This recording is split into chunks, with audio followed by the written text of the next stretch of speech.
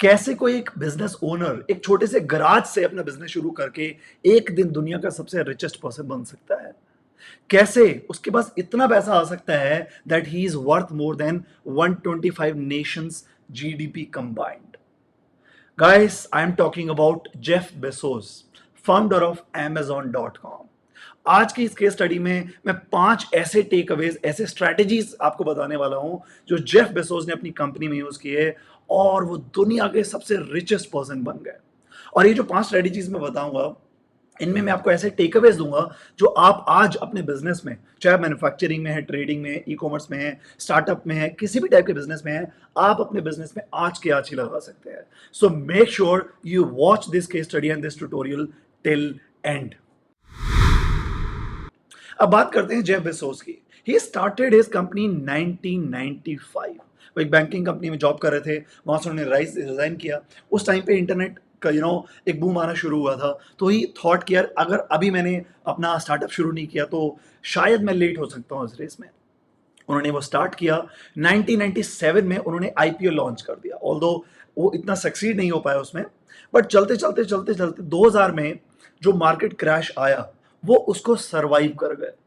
जब उन्होंने अपना बिजनेस शुरू किया Amazon, he was just selling books. He new कि मैं अगर मल्टीपल चीज़ों को सेल करना शुरू करूंगा तो मुझे डिफिकल्ट होगा अपनी मार्केट में ब्रांड बनाने के लिए, और मैं कस्टमर्स को भी सेटिस्फाइड नहीं कर पाऊंगा। बिकॉज उस टाइम पे इंटरनेट इतना फ्रेश था, इतनी नई चीज़ थी कि लोग ऑनलाइन परचेज नहीं करते थे। अगर मैं आज के टाइम पे बात करूं तो अमेजॉन एक कॉन्ग्लोमरेट है। कॉन्ग्लोमरेट क्या होता है? Can you tell me in the comment box what is a conglomerate company?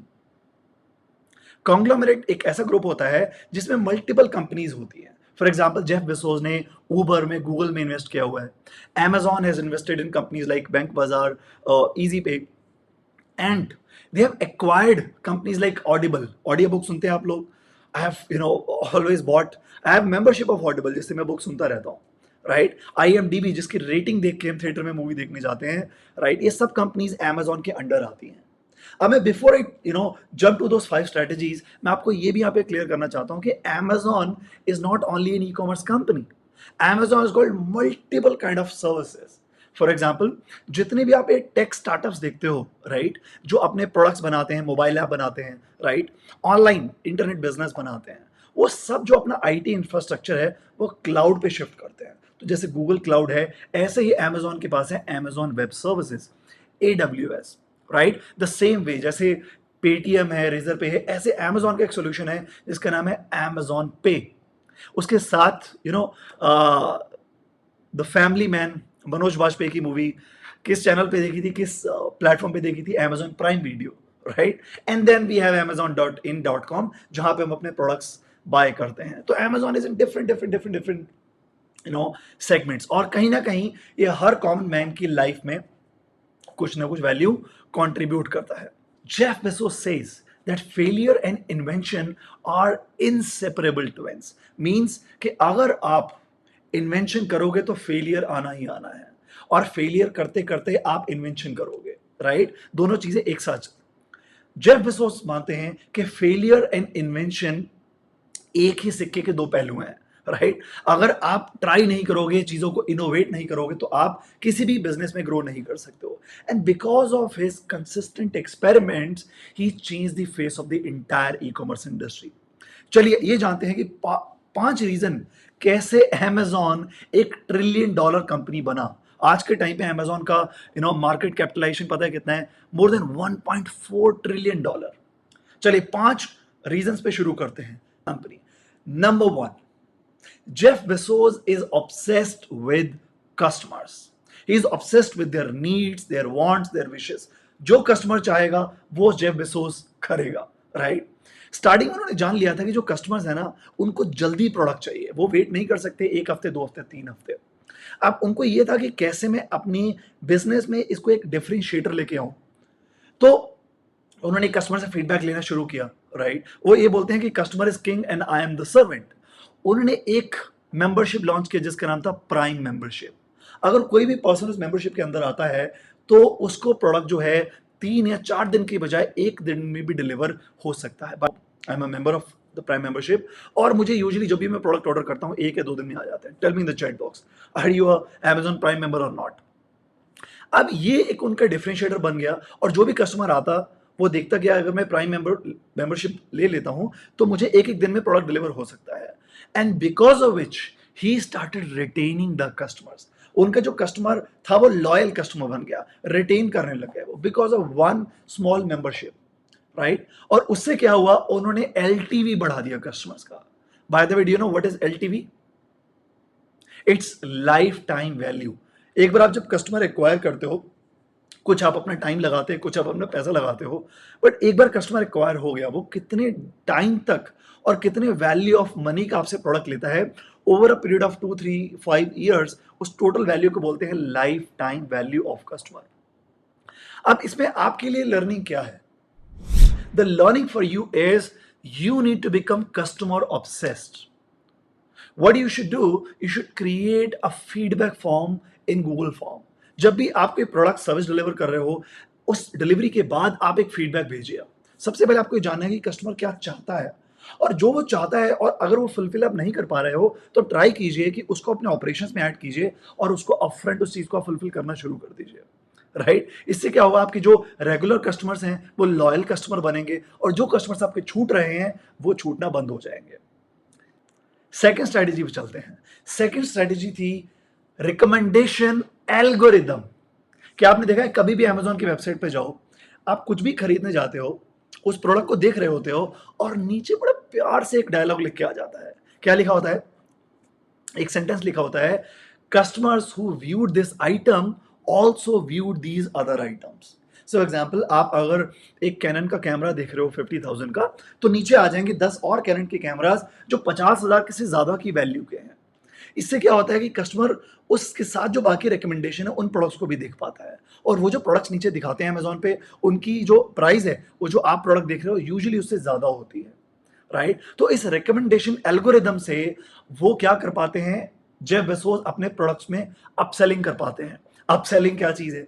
Upselling भी होती है, मान लीजिए आप एक मार्केट में कोई 10 रुपए की चीज खरीदने गए, और सेल्स पर्सन ने आपको कन्विंस किया कि सर ये जो 10 रुपए की चीज आप खरीद रहे हो, इससे बेटर है आप ये प्रोडक्ट खरीदो जो ऑल दो 15 रुपए का है, बट इसमें आपको और बेनिफिट मिलेगा। तो अपसेल कर दिया आपको, आपकी जो जिस जो बजट था आपका उसको बढ़ा दिया।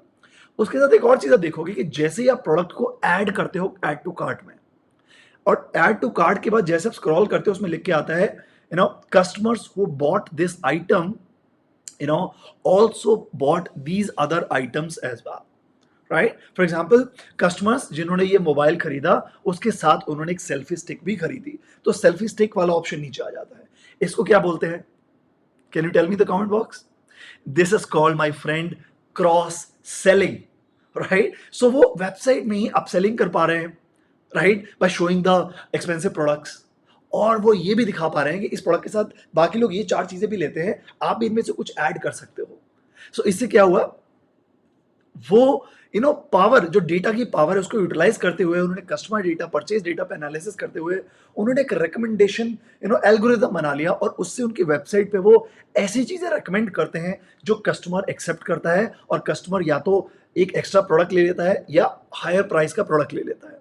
तो उससे बेनिफिट क्या हुआ, उनको क्रॉस सेलिंग कर पाए, वो अपसेलिंग कर पाए, और जो उनका एवरेज ऑर्डर वैल्यू है, एवरेज ऑर्डर वैल्यू मींस कि अगर कस्टमर ने एवरेज 200 रुपए की आइटम लेता है अमेजोन से, 1000 का आइटम लेता है, तो वो उन्होंने बढ़ा दिया, अब वो 200 से 300 हो गया, वो 1000 से 1500 हो गया। मैं एक एवरेज यहाँ पे फिगर्स की बात कर रहा हूं। आपके लिए लर्निंग क्या है इसमें, राइट? आपके लिए लर्निंग है कि जिस तरीके से जेफ बेजोस ने अपने डेटा को एनालाइज करके एक रिकमेंडेशन एल्गोरिदम बनाया, आप भी अपने सेल्स के डेटा को एनालाइज कीजिए। आपको क्या एनालाइज करना चाहिए? सेल्स पर मंथ, सेल्स पर आइटम, आपके जो आइटम्स हैं उनमें किस में ज्यादा सेल हो रही है, कौन से आइटम आपके कम सेल हो रहे हैं, राइट। सेल्स पर सेल्स एग्जीक्यूटिव, अगर आपके पास सेल्स की टीम है, कौन ज्यादा प्रोडक्ट सेल कर पा रहा है, कौन कम सेल कर पा रहा है। टॉप 10 कस्टमर्स, टॉप 20 कस्टमर्स, उनमें कॉमन क्या है, राइट। सिटी वाइज सेल्स आप देख सकते हैं। सो आप डिफरेंट डिफरेंट पैरामीटर्स पर अपनी सेल्स को एनालाइज कर सकते हैं। इसके लिए मैंने एक और नई वीडियो रिकॉर्ड की थी जिसमें था कि कैसे आप सेल्स एनालिसिस डैशबोर्ड बना सकते हैं 5 मिनट के अंदर, गूगल डेटा स्टूडियो पे, लिंक आपको कहीं ऊपर मिल जाएगा। इस वीडियो को कंप्लीट करने के बाद वो देख सकते हैं। अभी तक हम दो टेकअवेज देख चुके हैं, 2 स्ट्रेटेजीज देख चुके हैं। अब जाते हैं थर्ड स्ट्रेटेजी, और ये strategy it will blow your mind, it will literally blow your mind. It's called fly wheel method. Fly wheel method ये क्या चीज है? बेसिकली फ्लाईव्हील मेथड एक ऐसा सिस्टम है जिससे बिजनेस अपने आप ग्रो करता है। मैं आपको थोड़ा डिटेल में यहाँ पे बताऊंगा। देखिए, जब भी कोई सेलर्स अमेजोन पे आते हैं, राइट, कोई नए सेलर्स आए अमेजोन वेबसाइट पे, उन्होंने डिफरेंट डिफरेंट प्रोडक्ट्स अपने ऐड कर दिए। जब नए सेलर्स अपने डिफरेंट नए प्रोडक्ट्स ऐड करते हैं, नए पिक्चर्स ऐड करते हैं, तो कस्टमर्स को ज़्यादा ऑप्शंस मिल जाते हैं, ज़्यादा वैरायटी मिल जाती है, ज़्यादा सेलर्स मिल जाते हैं जिनसे वो प्रोडक्ट बाय कर सकते हैं।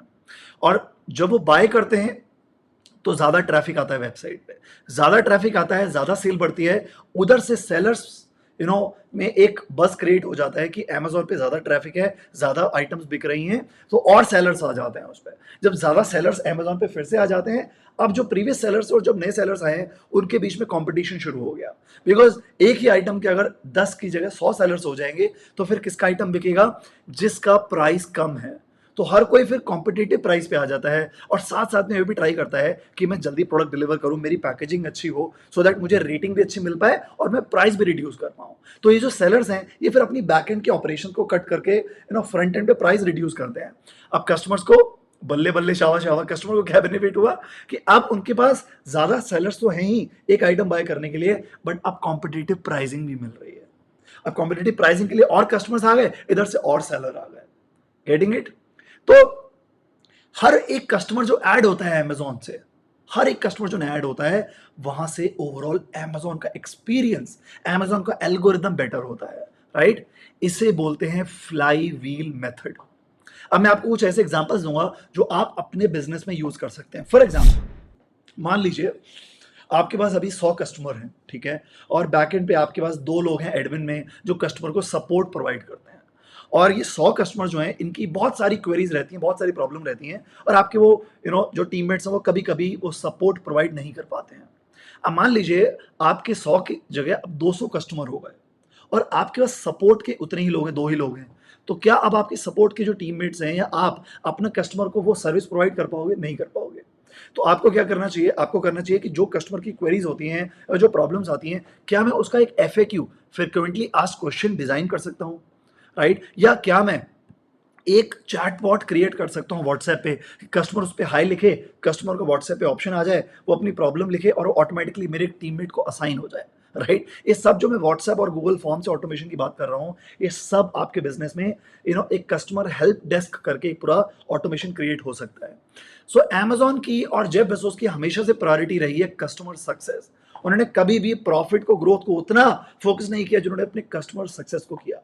और इसमें बेसोस, जो जेफ बेजोस है, वो बिलीव करते हैं, वो ये कहते हैं कि प्रमोशन मेरे लिए उतना प्रायोरिटी नहीं है, मैं मार्केटिंग पे उतनी फोकस नहीं करता हूँ। ही सेज मैं 80% फोकस करता हूँ स्ट्रैटेजी पे, राइट, अपने सिस्टम्स पे, ऑटोमेशन पे, अपने प्रोडक्ट्स पे।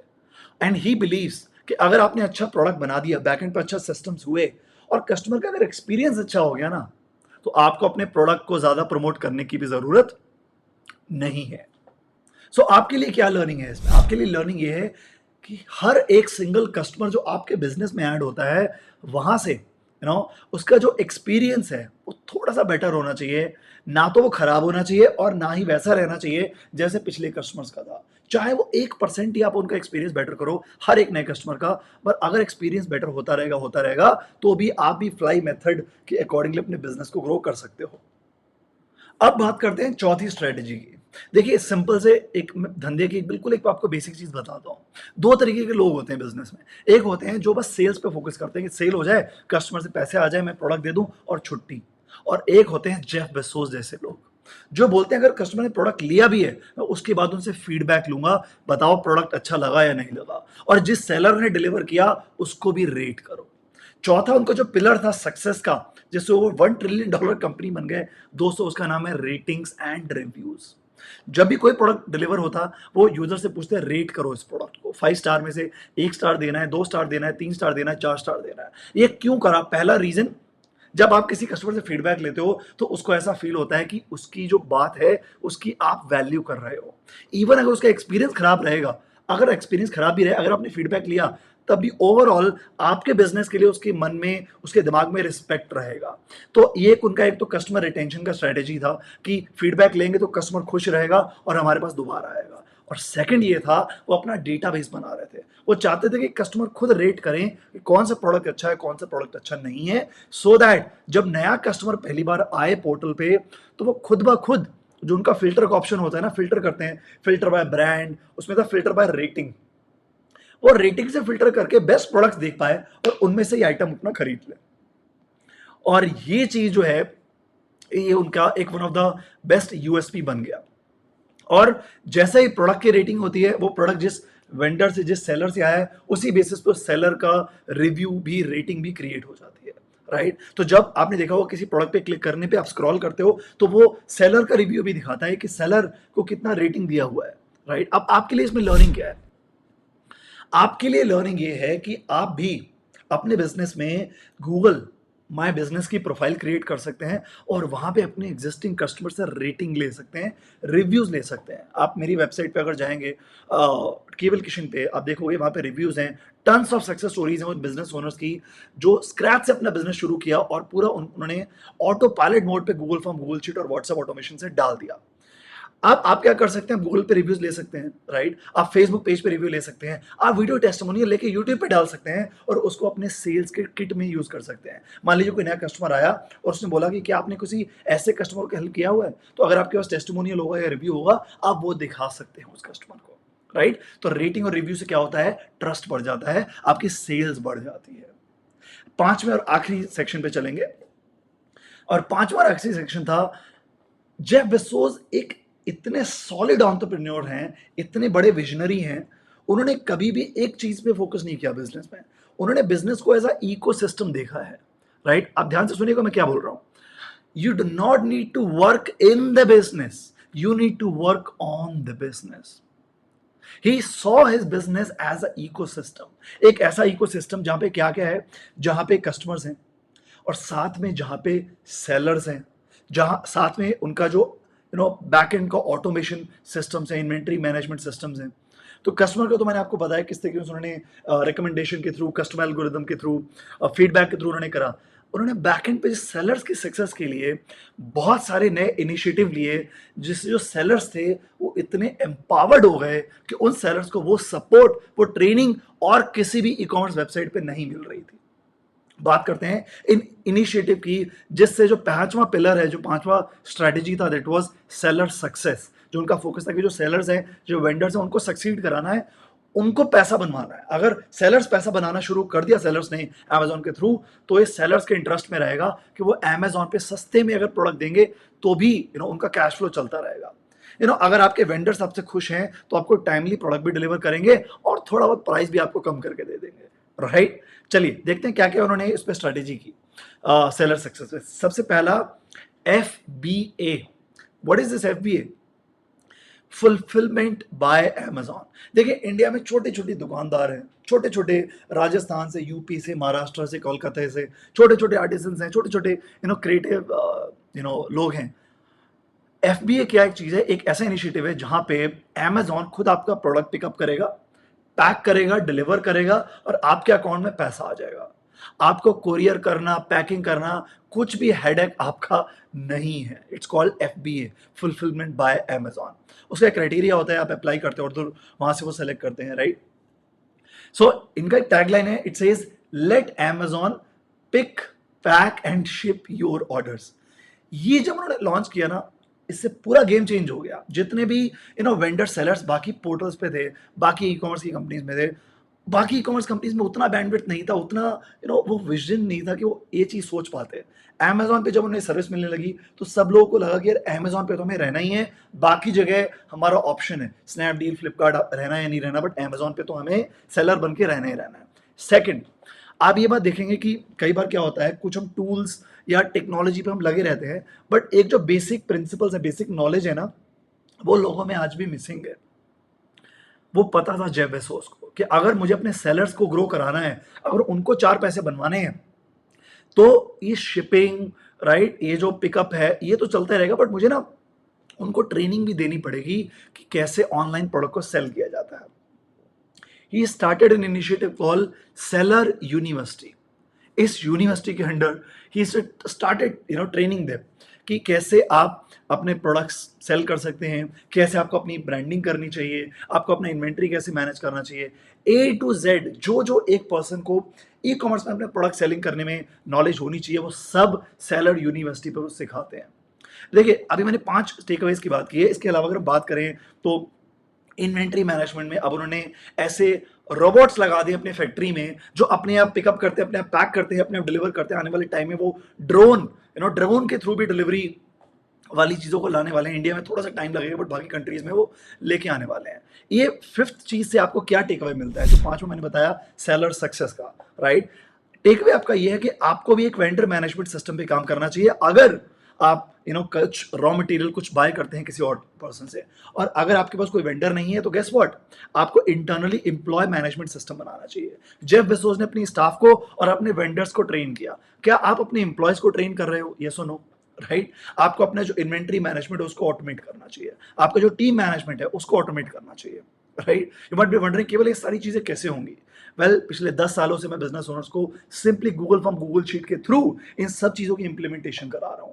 आप देखोगे डिस्क्रिप्शन में कहीं ना कहीं मेरी एक वर्कशॉप होती है 2 घंटे की, उसका आपको ऑप्शन मिलेगा, लिंक मिलेगा। आ जाइए, बड़ा फन वर्कशॉप होती है, बड़ी अच्छा मास्टर क्लास होती है। आपको क्लैरिटी मिलेगी कि भाई गूगल फॉर्म, गूगल शीट से आप भी अपने बिजनेस को ऑटो पायलट मोड पे डाल सकते हो। हाँ, जेफ बेजोस तक बनना हमें टाइम लगेगा, बट उन्होंने जो फाउंडेशन अपने बिजनेस की रखी है, which is system driven, right, customer centric, right, seller success, वो सब चीजें इसलिए रख पाए क्योंकि उनका बिजनेस उन पे डिपेंडेंट नहीं था, सिस्टम डिपेंडेंट था। रिपीट कर रहा हूं, उनका बिजनेस उन पे डिपेंडेंट नहीं था, सिस्टम डिपेंडेंट था, right. With that, let me wrap up the video. अगर आपको वीडियो अच्छा लगा, please hit the like button, click on the share and share with your friends, with your colleagues, because ये जो case study है ये आपके फ्रेंड्स को भी काफी हेल्पफुल होने वाली है। एंड आई होप जो 5 टेकअवे शेयर किए उसमें जो learnings आपके लिए थी, I hope that was valuable to you as well. Tell me in the comment box, you want me to cover any other case study, right? If you want to do that, share with me, right? With that, let me wrap up today's lesson. With that, your host, your business automation coach, Keval Kishan. Till then, take care.